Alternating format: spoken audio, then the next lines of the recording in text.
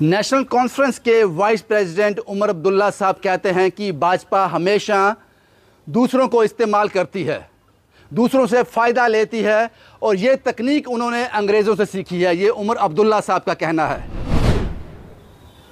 लेकिन हम जब विश्लेषण करते हैं, जब इन पर पूरी नज़र दौड़ाते हैं, तो जो हमें समझ आता है वो ये है कि उमर अब्दुल्ला साहब खुद भी अमेरिकी राजनयिकों से मिल चुके हैं अपने सियासी फ़ायदों के लिए। इसमें कोई दो राय नहीं है कि वो अमेरिकी राजनयिकों से मिलते रहे हैं।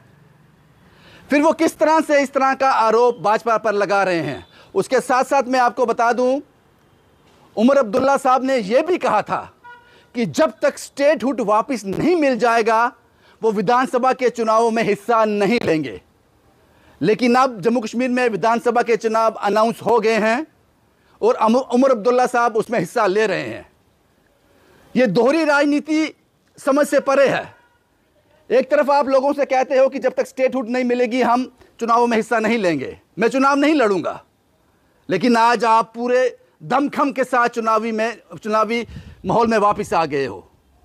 ये बात समझ से परे है और जनता इसको अच्छी तरह समझती है। आप ये यू टर्न ज़्यादा पहले आपको कहना नहीं चाहिए था, और अगर कहा था उस पर स्टिक रहना चाहिए था।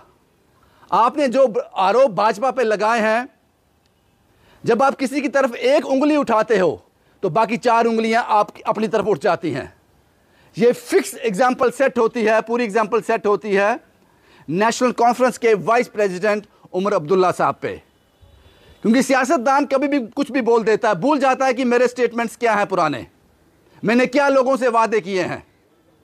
आपको वो सब याद रखने चाहिए। और इस वक्त जब चुनावी माहौल है जम्मू कश्मीर में, आपको भाजपा को निशाना साधने से पहले डेवलपमेंट की बात करनी चाहिए।